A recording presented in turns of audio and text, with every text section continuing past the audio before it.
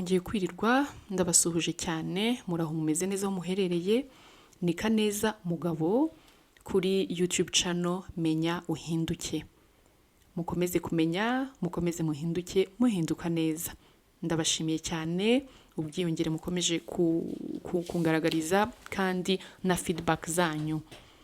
Tugiye kureba noneho inyigisho yo kubaha mu kugarura urukundo umwimerere warwo.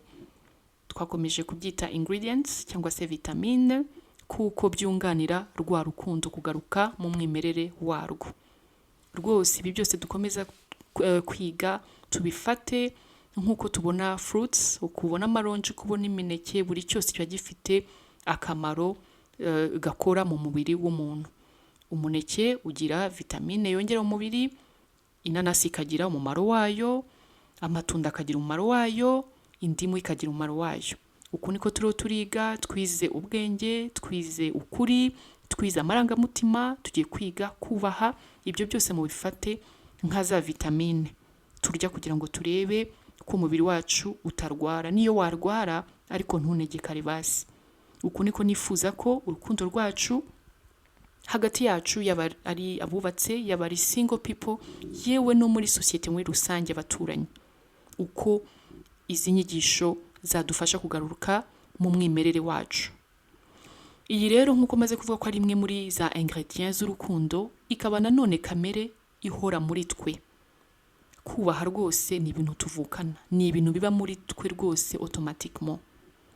Kubaha burya nubwo tuvuga ngo ni byiza kwitoza abana bakiri bato, ariko ndakubwiza ukuri kamere muntu burya yica ibintu bizi ikanabikiza ibishaka.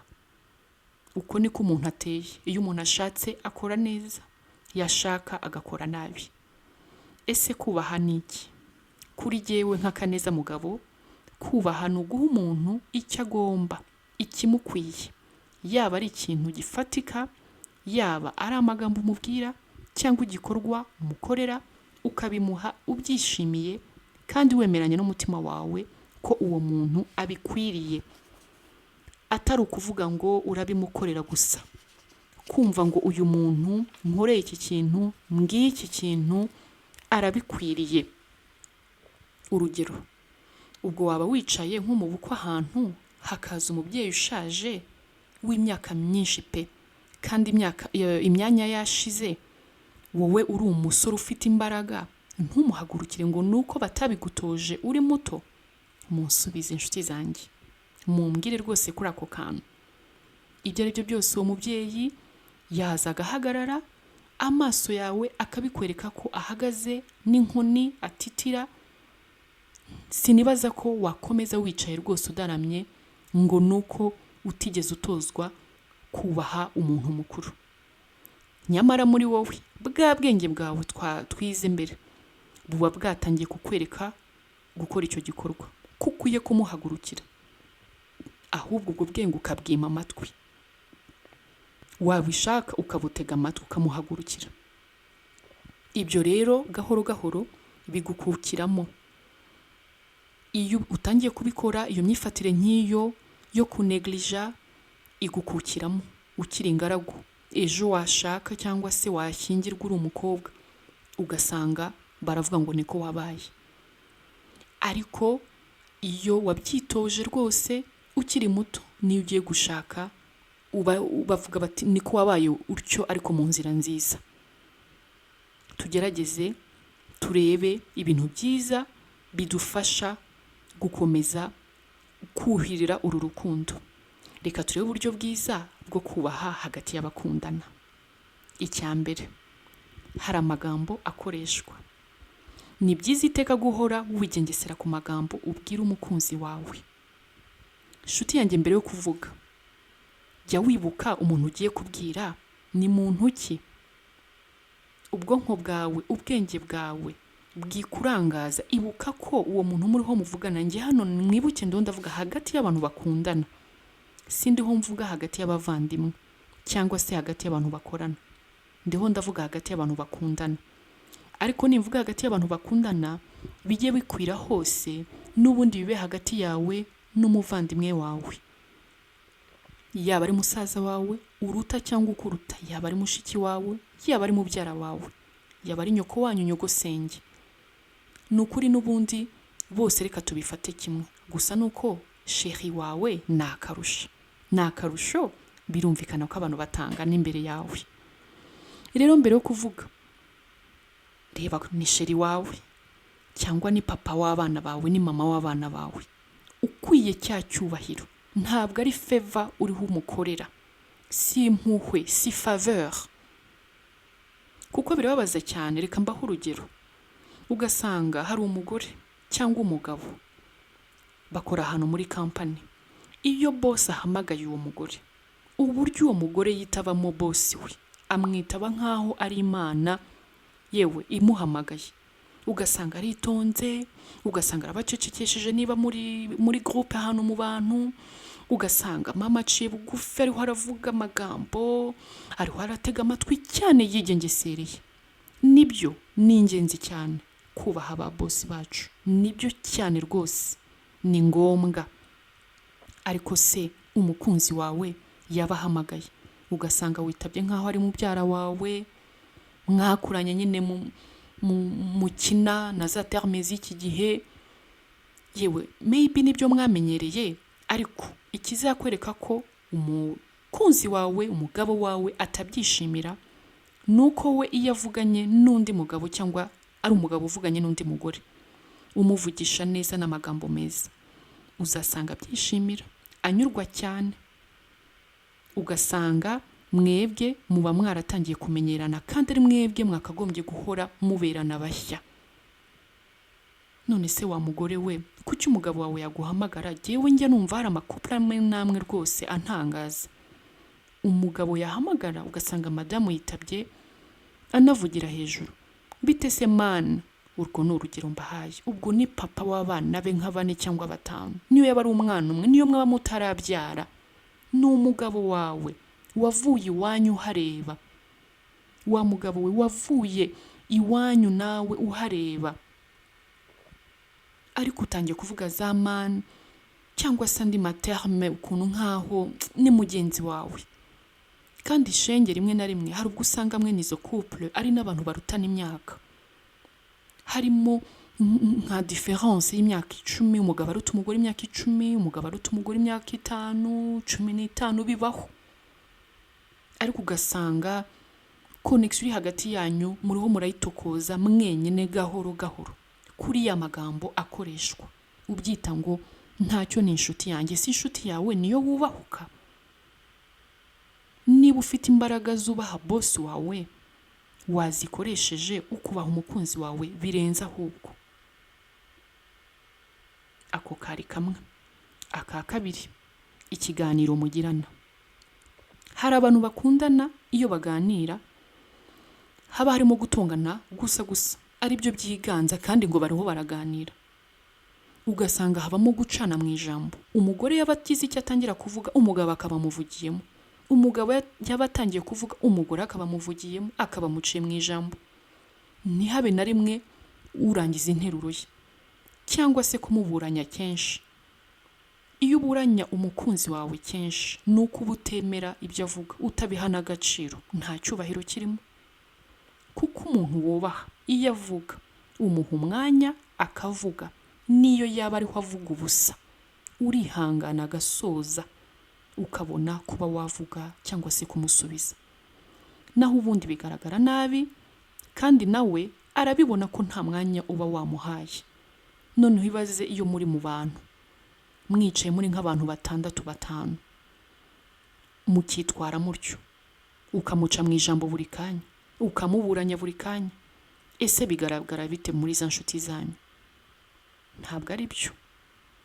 Erega ibintu bituma umukunzi wawe aguhinduka rimwe na rimwe, nitwe twisenyera, nitwe tubitera, nitwe tubigiramo uruhare. Ndababwiza ukuri, akenshi nitwe tuba twabigizemo uruhare, twarangaye kubera kutamenya. Ese niba boss wawe ku kazi avuga, ntutinyuke kumuvugiramo, ni ukubera iki? Ni uko aguhemba? Ese akwirukanye ntiwabona kandi kazi? Ariko ugataha he? Muri rwa rugo. ya adresse nziza muri sosiyete bakwita mukakanaka, umugabo wa kanaka, umenye kuyihabwa n'umukunzi wawe. Bosi wawe simvuze ngo musuzugure, mwubahe nibyo, ariko wubahe karindwi inshuti yawe, umukunzi wawe. Ikindi noneho, tone of voice, kwa kuntu ijwi buryo rizamukamo. Hari abantu usanga iyo bagiye kuvuga bavugira hejuru, nabyo si byiza, kuko iyo muri nko mu bantu bitera complexe chéri wawe. Niba ari umugabo uteye utyo usanga umugore abuza hakwirwa, niba ari umugore uteye utyo usanga umugabo abuza hakwirwa. Gerageza muri kumwe n'abandi bantu uvugire kuri level cyangwa ku rugero ruri normal. Humura message ushaka gutanga iri butambuke rwose, biraza kumvikana, wibishyiramo intambara. Akandi kantu, iteka ujye ukunda kubwira chéri wawe merci, urakoze, thank you. Iri ni ijambo rigaragaza ko uhaye agaciro, uhaye icyubahiro ikintu runaka agukoreye. Ntugasuzugure ikintu akoze ngo ni gito. Ntukumve ko uzajya uvuga merci ari uko umukunzi wawe akubakiye inzu, akuguriye imodoka, ibintu bibyibushye tubonesha amaso. Urugero, wari uzi ko ushobora kuba mwicaye muri salon ukamureba chéri wawe, ukabona agize ubunebwe bwo gufata nka charger iri kuri table, ukabimufashamo ukayimuha, reba ayikuzaniye nawe uti ugahuma, ntumubwire merci. Ese ubu wubashye icyo gikorwa chéri wawe, izo mbaraga yarakoresheje ko yabashije byonyine kugusoma ati chéri ndabona yabuze uko arambura ukuboko, ako ni akantu gato cyane. Ariko umubwiye ngo merci, urakoze mugabo mwiza, urakoze mugore mwiza, aranezerwa, akumva ko uha agaciro ikintu cyose akora, biramumotiva, bimuha kumva ko ejo azakora ibirenzeho. Niba wagiye ahantu mutajyane, iyubahe, gerageza, kuko abantu muri kumwe bazubaha umukunzi wawe bagendeye kuri wowe.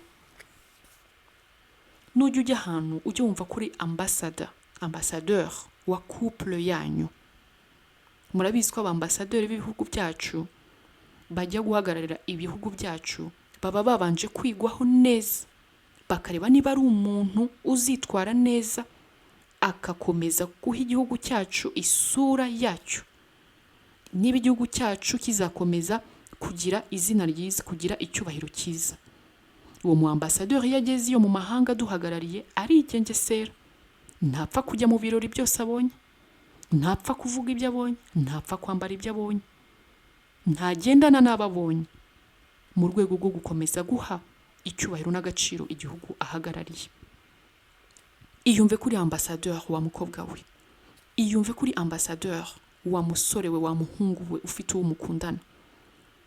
Mwebwe mwubatse, wa mugabo we nujya hano mu nshuti zawe, mu kazi, iyumve kuri ambassadeur. Wa mugore waho ucururiza, aho ujya mu nshuti zawe, muri family yawe, iyumve ko uri ambassadeur wa couple yawe.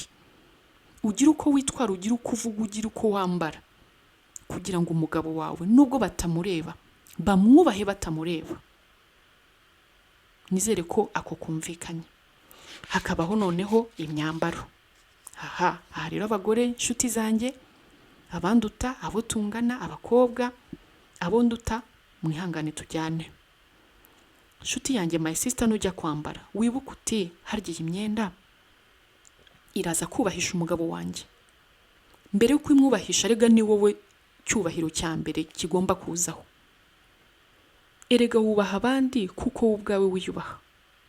Civilisation nzajya nkomeza nyivuge, hari ibyiza yazanye, ariko hari ibibi tutagomba gufata yatuzaniye, tukajya tuyungurura mbere yo kwakira ibyayo. Ntabwo tugomba kwakira byose. Nibidushobokera rimwe tuziga ku nkomoko y'ibintu byose tubona abazungu batuzaniye, kuko kubimenya ni byiza. Ukajya ubijyamo, ukajya ubyambara, ukajya ubyisiga wabanje kubimenya, kuko bo babihimba, bo babihanga bafite intego yabyo, bafite n'ubusobanuro bwabyo. Rero my sister, umwenda ugiye kwambara wambare wibuka ngo ninkwambara ndiho ndatanga iyihe message, abantu baraza kwinterpreta bate? Ntabwo wibereyeho wenyine, ubereyeho uwo mutware wawe. Niba mwaragiriye umugisha, ubereyeho abo bana bawe. Ku myambaro rwose simbitindaho, murabyumva neza cyane. Akandi kantu, uburyo ukeburamo umukunzi wawe.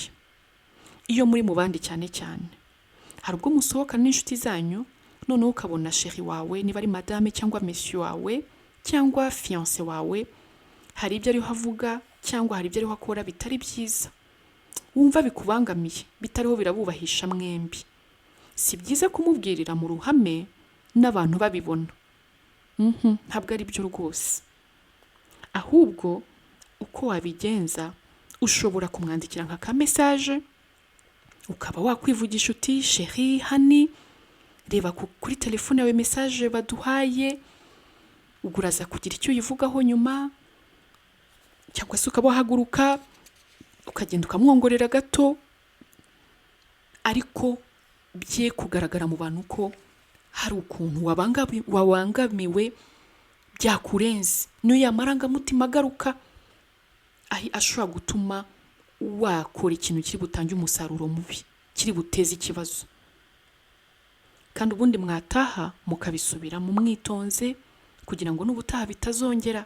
Icyo gihe uba umwubashye iyo ubikoze mu ibanga ryiza hagati yanyu.